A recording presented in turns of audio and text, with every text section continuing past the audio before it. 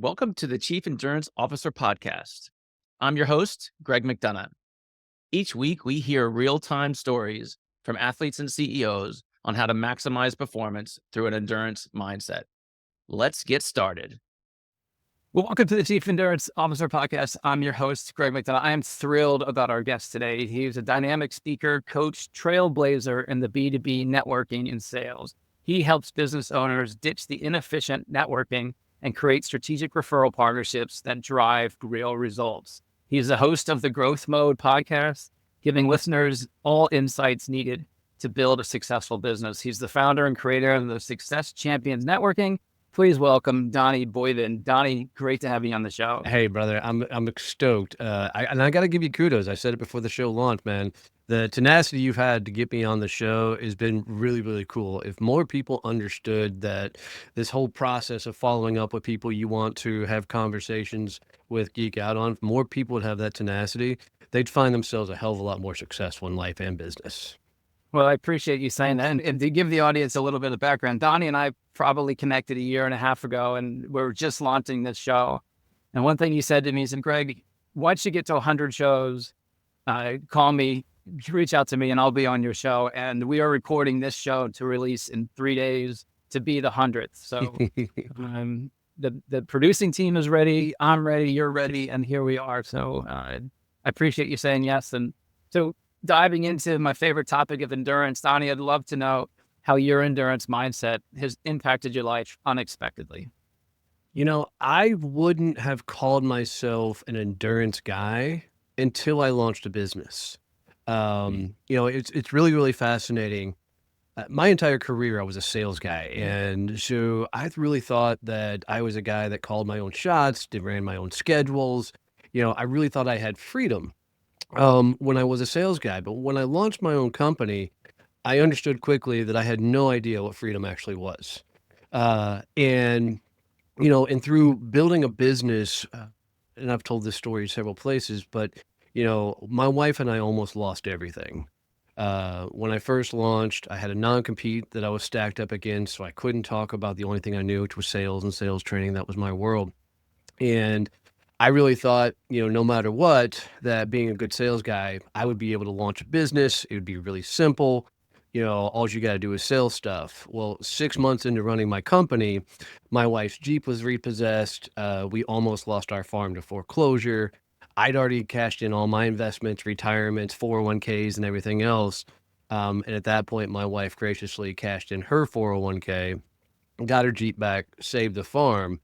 And, it's one thing to look at life and realize that it's on me, right? Take complete ownership, Jocko Willink, that kind of style. But for me at that moment, I realized I wasn't living up to my role as a man, as a husband, right? I wasn't really living up to my role as a business owner, and the things I need to be doing. And man, I've never been tried or tested as hard as that moment. I mean, when you got to come in and look at your wife and say you're about to lose everything, amazing. But, 7.5 years later, here I am, CEO of Success Champions Networking, and just having a hell of a time growing a business now.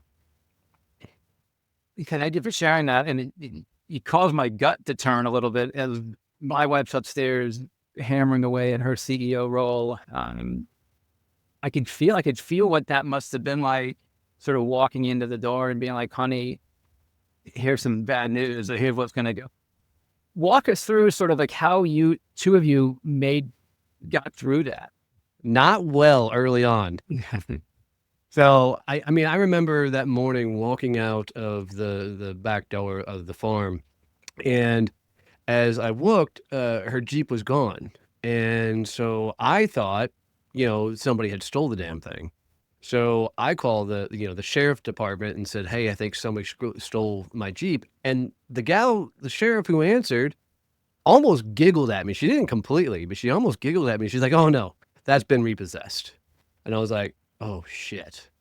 Right now I'm thinking through what else haven't I paid at this point? Because I was 3 months behind on the car payments. I was also 3 months behind on our mortgage, trying to make those ends meet. And, my wife had to get up and get ready to go to work. So she had no way to get there other than taking my truck. So she comes down to grab her first cup of coffee. I'm just standing there dumbfounded in the hallway. Mhm. Right. And I tell you, I've never been suicidal or anything like that, but that was probably the darkest moment of my life, is having to tell her not only had her Jeep been repossessed, but I just got a first notice that we might be foreclosed on the house. And dude, that just sucked. I mean, there's no better way of saying it. Um, and her first reaction was to go instant tears. And then, she walked away, said, "Give me a minute." We're ride and die, which is amazing. And then came back and we started talking through what our options are and what we could do. But it Mhm. sucked. Yeah. A powerful moment though, for sure. Um, so that experience, right, that mindset, that toughness that you developed sort of in that dark time, how have you seen that shown up later in your career, in your life, in other aspects of your life? Tom Hanks has got this just brilliant video. It's him and some other celebrities sitting on a couch, and they're just talking about different things. And somebody asked Tom, what's one of the greatest lessons you've learned or wish you would have learned earlier in life? And I don't remember who taught him this, but somebody else taught him this idea of this too shall pass. Mm. And if life is really good, this too shall pass. If life is really bad, this too shall pass.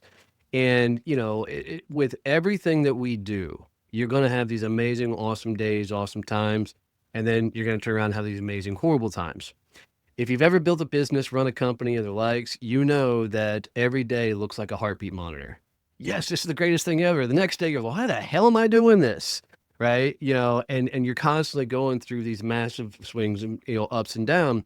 So for me, I truly think I had to hit rock bottom to actually understand what it takes to fight. I was never a kid that was told, "Hey, you're not good enough. You're never gonna make it." I was a kid that everybody said, "Man, you're gonna do something with your life. You're gonna be all right. You're gonna do something really cool." They saw it, but I didn't see it. I'd had a successful career, but I'd never been, I've been through Marine Corps boot camp. I've sold all my entire career, but I'd never been actually stacked against it ever really in my life. And for the first time, I understood that, I had to fall to fight. And I love J.K. Rowling's got a quote that says, "Rock bottom's the foundation on which I built my life." And I think for me, I had to find that rock bottom so I'd actually dig my heels in and go. Because what I learned specifically at that moment is it's literally all my fault. Like, if in business, if sales are down, go sell more. In marketing, if your marketing's down, go market more, right? Everything is completely on you. And that was the first moment that it finally came to fruition for me. Sucked to go through. And I don't want to say I'm glad I went through it because that sounds stupid, but it was one of the biggest factors in shaping and molding me for who I am now.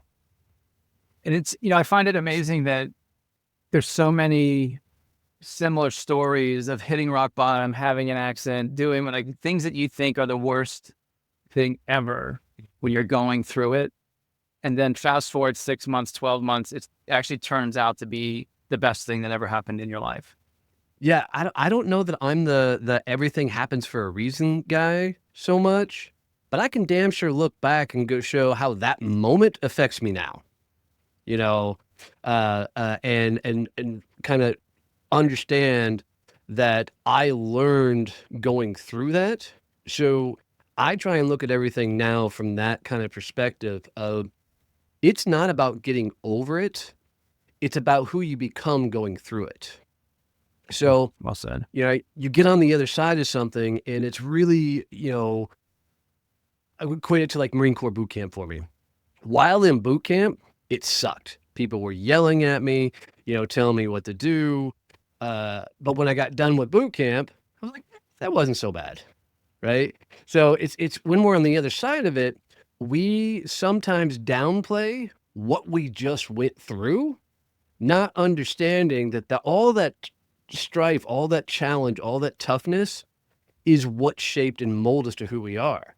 So if we don't respect what we went through, then we will forget what we went through and we won't apply that in future as we're going through it. And so to bring it to your endurance athletes, this is a moment when you're out there running, your stupid amount of miles that, people do.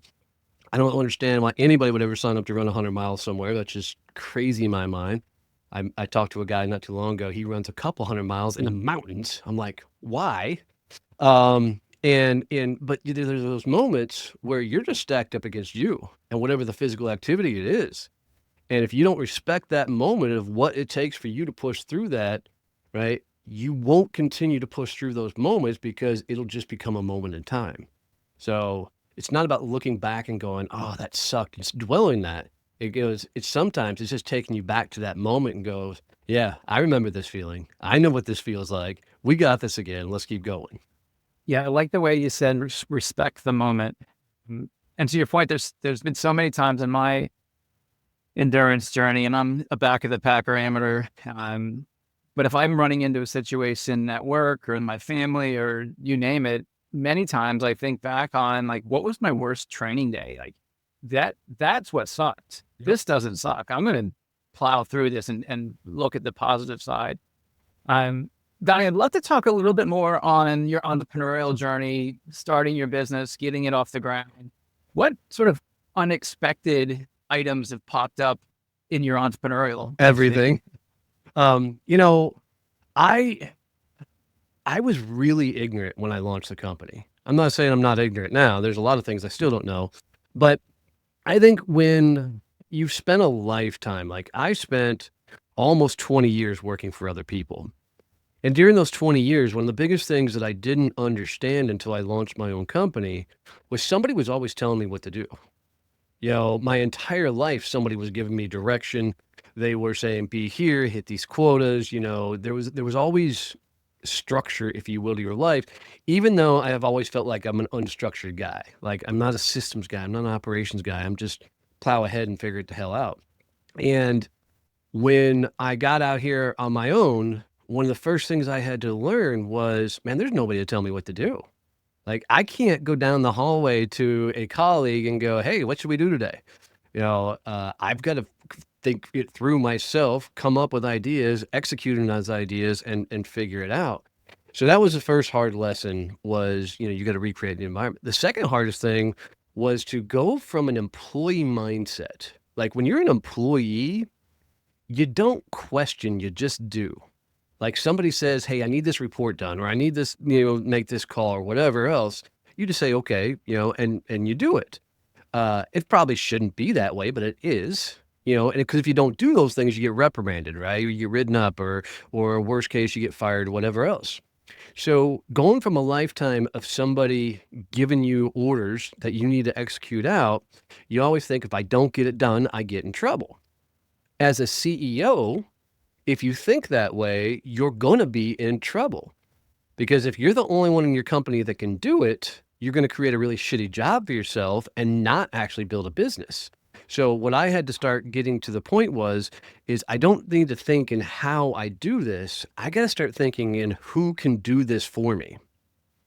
And flipping that mentality was a monstrous maneuver because not only did I have to understand the process, but now I had to be able to give that project, that thing to somebody else, hold them initially accountable to making sure the thing's done the way I need it to be done, but allow them to fully execute. Then I learned one of the greatest lessons was your staff's job is to hold you accountable if you're the CEO, not the other way around. And that was a wild awakening for me. So running a business is the wildest evolution to meet the person in the mirror. I don't think there's anything else on the planet that'll teach you what you're made of than building a company. I completely agree. Because even at the earlier stage when you're just starting out with your idea and you're getting out into the market, it can be easy to say, you know what, today I'm just going to screw off. Yeah. I'm do it tomorrow. I'll do it to somebody else. So I'm just going to put my shingle out and expect revenue to come in and profit to go to the bottom line. Yeah. Donnie, you talked about who to give tasks to, and I suspect you've got a process that you enables you to teach your staff, your team, how you want things to get done. Is that true? Am I jumping to Yeah, a no. good conclusion there? Absolutely. We have to, or things don't get done. I want to back up just 1 second, then I'll come back and answer that question. You were talking about the people think they can take time off anytime they want. It caught me early on as well. Here I was, I'd launched my own company and I thought, man, I can wake up when I want to. I can work when I want to. I can take time off when I want to. Not understanding that you can create a lifestyle like that if you so choose. But to get to that lifestyle, you're going to bust your ass 90 hours a week, right? Burning the candles at both ends, because you've got to get the momentum of business development, business revenue coming through, figuring out if you can make a profit, start churning business before you can get to that point. Like I tell everybody in the world, I want to be the laziest CEO on the freaking planet. Right? I want a drove of people doing all the things that are just coming to me. Hey, we're trying to do this. Cool. Do that. No, don't do that. Right? I just want to be, Henry Ford, politics aside about him, where I could just push a button and that person comes in and they execute because they love what they do and that's their thing.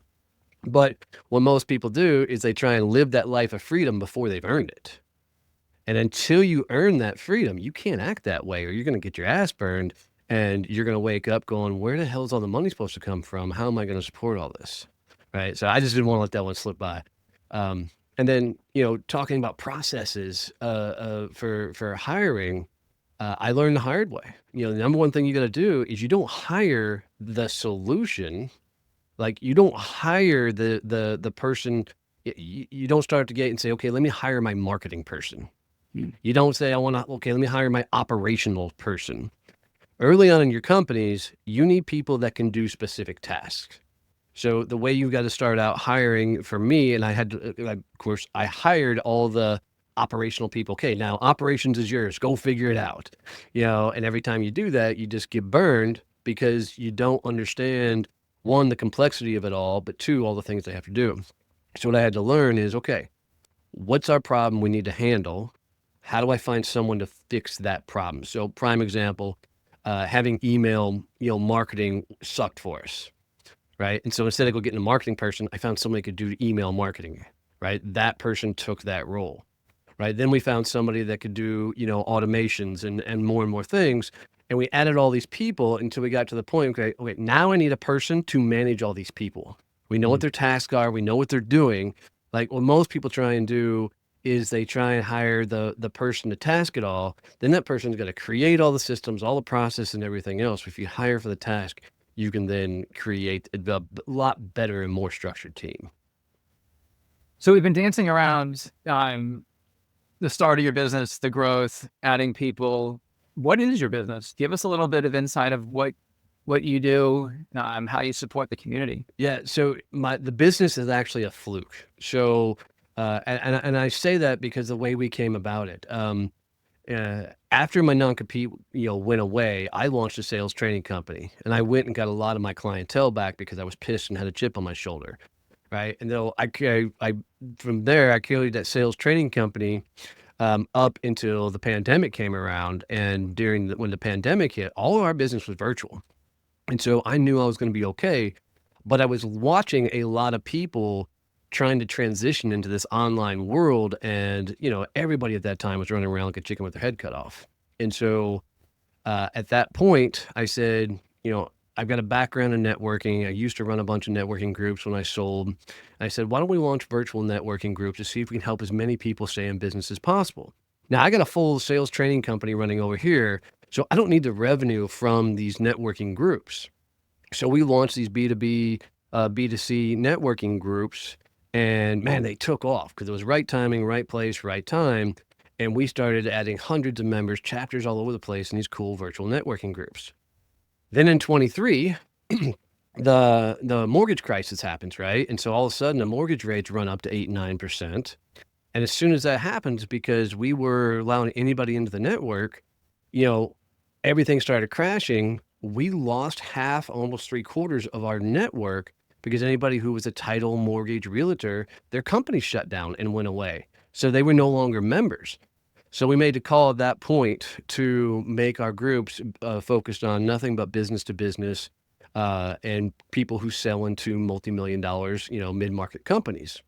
So long answer to say, we stumbled into it. I sold the sales training company. Now all they do is run Success Champion Networking, which is virtual business to business only, networking groups that we run all across the world.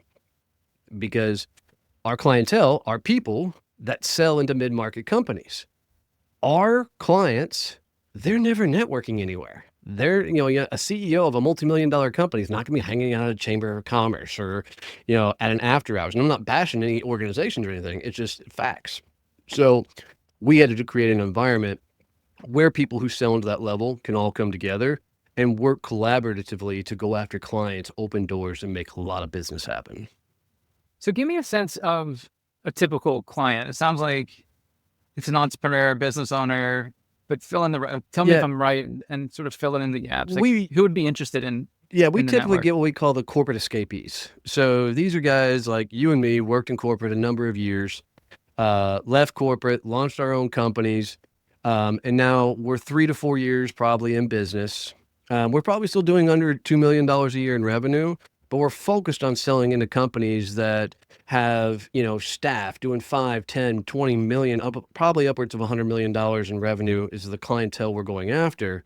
And they sell some sort of service that these companies would buy. So, that could be all your fractionals fit into our world really well. So your fractional CFOs, CEOs, CTOs, all those.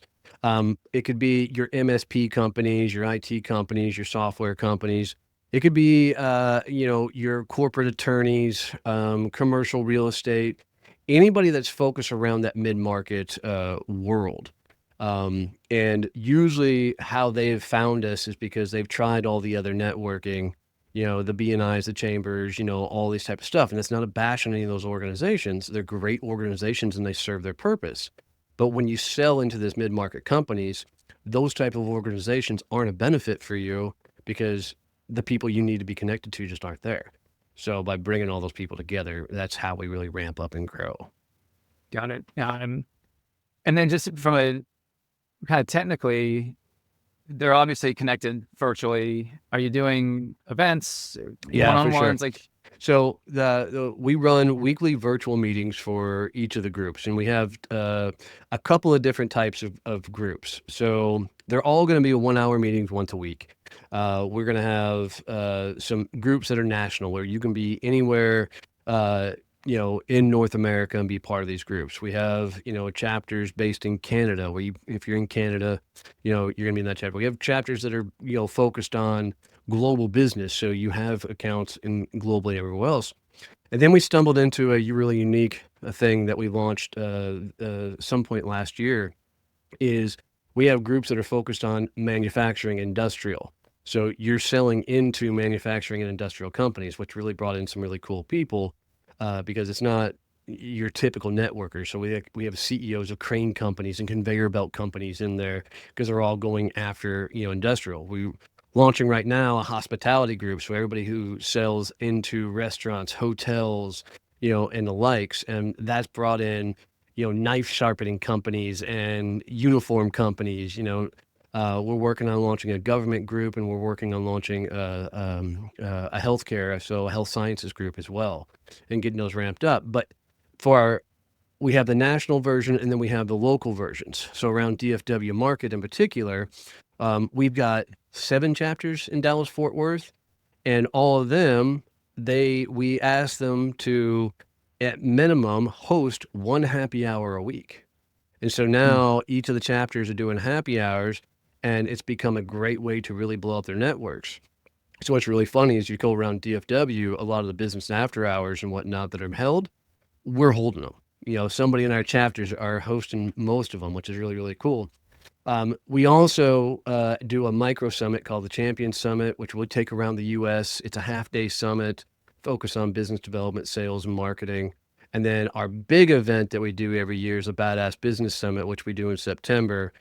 This year it's September 17th through the 19th. And we have people flying from all over the world for that. We're getting close to already being sold out on that damn thing because it continues to grow. to the point where we may have to go get a bigger hotel because the demand is coming through. It's just really kind of a fun feeling. You've got something going right that, that happens. But that one, we focus a lot on business development, networking, and your personal branding. And, we bring in everything we do in that summit is we teach it, you put it in play. So it's not teach it and learn it and go home. No, it's teach it, put it in play. Like last year, what we did is we taught them, how to get on podcasts. And then we put 12 top podcast shows up on the stage and allowed everybody in attendance to pitch to be on those shows. And so all the podcasters had their back to the audience. And when somebody walked with the mic and pitched, if the podcaster stood up and turned around, you were invited to be a guest on their show.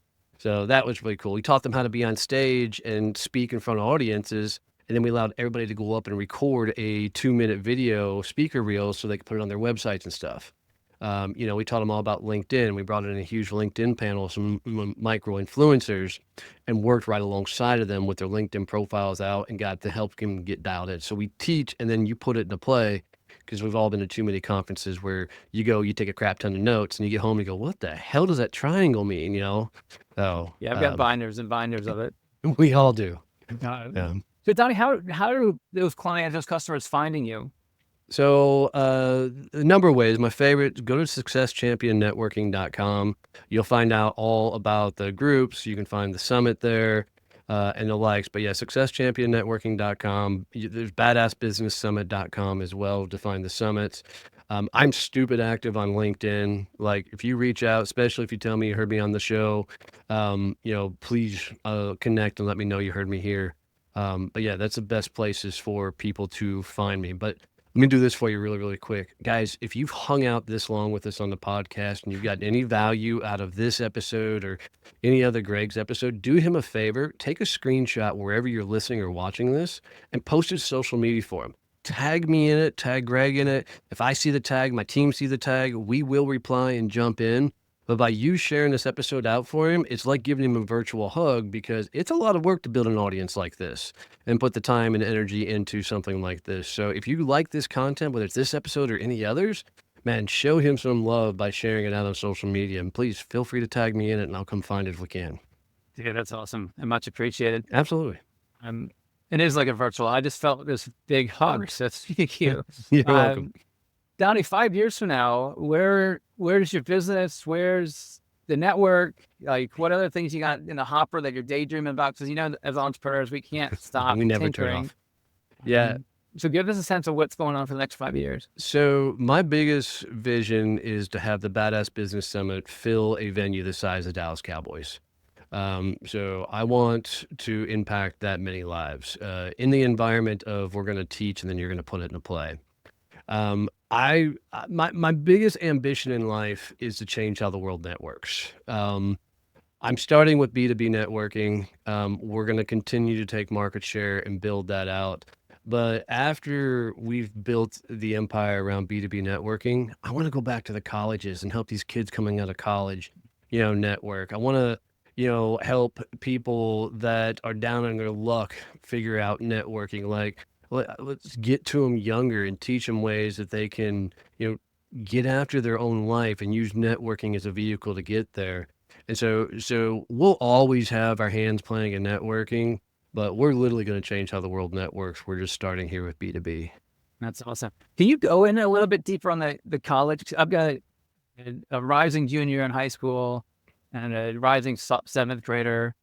And you really just lit up a light bulb for me about their networking and making intentional relationships, and give us a little bit more sense of around that college level and high school senior level, what these guys could be doing. So it was really fascinating. I had a university reach out to me, and they have a program where they take kids as young as 10 years old up to 18, and they talk about entrepreneurship. And so you got these 10-year-olds sitting with these 18-year-olds. It was totally wild. And they asked me to come in and speak about networking. And I went into this room and I went, holy crap, how do I talk to a 10-year-old about networking? The 18-year-old had a little bit more idea, but I wasn't sure how to wrap my head around it. So as I was going into it, I'm like, okay, we're going to teach networking like a game of tag, but it's hide and go seek. Okay. So the way I broke it down for them was networking is your ability to get to the people that will help you further in your career. So a young guy, I think he was like 14. I said, so what do you want to be later in life? And I said, yeah. And I looked at him, I said, that's the worst question you can ever ask a kid is what do you want to be when you grow up? Right. Cause it took me forever to figure it out. And so, but he said, I want to be an ER surgeon. Like I want to be a surgeon in the ER. And like, well, that's very specific. All right. I said, there's ways you can go about doing that. Way one is you can go to college, you can take courses, you can then get a doctor's job, become a surgeon, and then hopefully you work your way up until you're in the ER. I said, would it make it easier to be an ER surgeon if you could talk to a current ER surgeon and they walked you through your journey, their journey to get there? He goes, yeah, but I don't know any ER surgeons. I said, okay, let's figure out how do we play tag and go find these people out. I said, so who in your life, bud, is anybody connected in the medical field? He goes, well, my mom's a nurse. I'm like, very cool. Right. So if mom's a nurse, do you think she knows any doctors? Well, sure. She goes, but I know she doesn't know any ER doctors. I said, that's cool. Think your mom would be willing to introduce you to another doctor and ask that doctor if they'd give you 30 minutes of your time just to talk about their journey, their career. And guaranteed, almost every doctor is going to love to talk to a damn kid to say, this is what I went through. And he goes, probably so. I said, now imagine you get to whatever doctor you can get to. You think that doctor went to college at some point? He's like, yes, of course he did. I'm like, you think that doctor might know an ER doctor or somebody who's connected to an ER doctor? Now, as you sit down with that doctor, you just have to have the courage to ask, I'm looking to actually become an ER surgeon. And you keep asking these people until you get connected to the person you want to get connected to. And so it's thinking about networking, not about just building your, Rolodex of contacts and likes. It's about using it to get connected to the people you want to get connected to. I said, now look what happens if it takes 4 or 5 people to get to that surgeon, right? The ER surgeon you want to talk to. Now, do you think later in life, if you ever reached out to these other doctors and these people that you met along the way to get to the surgeon, you think they might be able to help you out later in your career? And he's like, totally. So for me, this was kind of this cool light bulb moment of if we can teach kids the power of networking and getting their connections and using it as leverage to get to the people they need to be connected to, they can create a really cool life and shortcut the process to be able to accomplish the things they want to accomplish.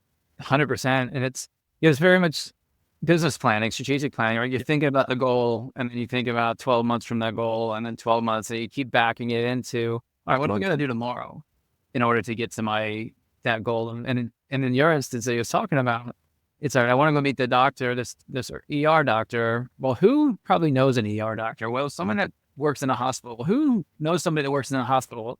And then eventually it's like, well, mom, you work in a hospital. Can you just run down the hall? And it all sort of boils back together. 100%. And it was really cool to watch these kids, the light bulbs go off, which one of the things that fueled me that I want to do this on a lot bigger level for them. I just know I can only accomplish one mission at a time. I'm a man. I can't multitask. Right. Watching these kids start processing through who they want to get connected to. And of course, a couple of them are like, oh, I want to meet this movie star and I want to meet this, musician. I'm like, cool. Let's figure out how to get there. Like, let's back it up. So let's say it's a musician. Does anybody know anybody that plays a musical instrument? Cool. I bet they have a band teacher. Who'd you go to college with? Right. And you just start working through the process and figure out how do you actually get connected there. So I got to ask you another question because you really got my head spinning around networking and viewing it differently. One of the things that I struggle with is sort of managing the network, meaning how do you stay relevant in front of thousands of people that you've come across over your career, or you've reached out on LinkedIn, or you've had a podcast with, and all of a sudden, like you've built this great community of people who know your face and name and had a positive experience. But fast forward 12 hours, because we're all into something else. So like, how do you sort of keep top of mind as a professional? Some of your people are not going to like this answer. Okay. You have to rank your network. And let me explain. I put my network into 4 tiers. Rank 1, people I just don't give a shit about. Like I'm never going to be able to help them out too much. They're never going to be able to help me out as much. Like, we're just going to pass each other tonight. Maybe I don't even like the person, right? So that's my rank 1. Rank 2, these are your kind of connectors. These are your people that just love networking. Like, you don't know a whole lot about them, but you could introduce them to other people all day long. You don't have the greatest relationship with them, but they're good people that you can open doors for, right? So with tier 2, I introduce them to other tier 2 people all the time. Really, really, really easy. Mm. Once you start getting to tier 3, this starts the beginning of your protected network. So tier 3 are the people that are very specific for you. So you know exactly who they need to meet. They know exactly who you need to meet. And usually a referral or introduction's already happened, right? And the relationship's established, okay? And so with that tier 3, they are people you're not just going to introduce to any Tom, Dick, or Harry, right? You're going to be very specific because you want to protect that relationship because they're already introducing you, giving you referrals and the like. Tier 4 is the protected network, okay? This is your celebrities, influencers, CEOs of companies. These are your closest, contacts that it would take damn near an act of God to get connected. So I always use Cody. So a buddy of mine, Cody Jenks, is one of the top country music singers out there right now. Like, Cody taught me how to wait tables, and I've got his cell phone number in my phone.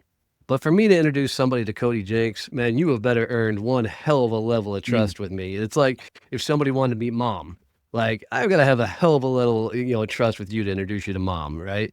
So tier 4 is that super protected network.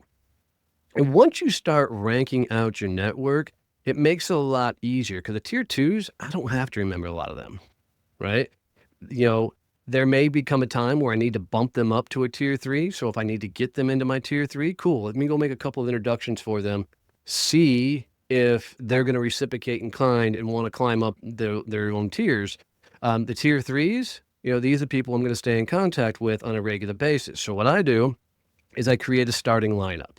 And so this is a long answer. Sorry about this, but I create a starting lineup. So if I were to ask you right now, and if I said my company's looking for a bookkeeper to handle our bookkeeping services, odds are you'd have a bookkeeper you would instantly recommend me to. 100%. Okay? That bookkeeper is your starting lineup, owns that spot of real estate in your head for bookkeeping. So likely anybody that comes through that needs bookkeeping, they get the call. Okay? So what we have to do is we have to create a starting lineup with all of our best referral partners. Okay. So all the people that will open doors for us. And so kind of look at it this way. Each industry gets its own seat and somebody's earning that seat. Like if somebody came to me and said, hey, I need somebody to do live streams. Peyton Childer gets a call every time. 1, I know him really well, but 2, he's the only live stream guy I know. Right. So he automatically earns a seat. Okay. So when you fill out these seats, they will move over time. So a prime instance, my brother runs a handyman company. So if anything goes wrong with the house, my brother gets a call. I don't care how many handymen I meet out in the marketplace, unless another handyman I meet comes up to me and says, hey, Donnie, by the way, I just heard of a company that's looking to put 1,000 guys into networking groups across the U.S., and I told him to give you an introduction. Sorry, brother, this guy just got my starting lineup because he brought so much value into my world, and I got to figure out how to return that value. So the way I look at it is tier 2s, I don't worry about keeping up with. Tier 3s, every 30 days, you need to send a article, a message, a text, a check, because these are the people that are really helping you build the bedrock of your business, right? These are the people that are opening doors for you and making referrals. My favorite way to stay top of mind for anybody is to make an introduction for them. So if you got people in your life that you haven't talked to in 6 months, you're like, God, I need to reach out to that person. Instead of being the jackass that says, hey, how are things? We should get together and talk. You should go, who can I introduce this person to? And go, hey, I've got somebody that I would like to introduce you to. Let me introduce that. And by the way, would love to catch up. Right? Because now you're bringing them something and you're not doing the creepy sales move, which we all know that you're actually doing the sales move because you just want to get back in their circle. That's awesome. Well, I'm really happy I asked that question, not only for the audience, but for myself. So thank you for sharing those insights. For sure. Donnie, you mentioned earlier how people get in touch with you. Can you just tell us again so that if anyone missed it, we'll Yep. include obviously in the show notes, but how can an audience member get in touch with you? Yeah, for sure. So successchampionnetworking.com, badassbusinesssummit.com, or come find me on LinkedIn. It's my most active platform. So just Donnie Boivin on LinkedIn. So, and please do me a favor. Tell me you heard from this show so I can let Greg know how many people, came from this. It'd be amazing to give him that kind of feedback. I'd love to know for sure.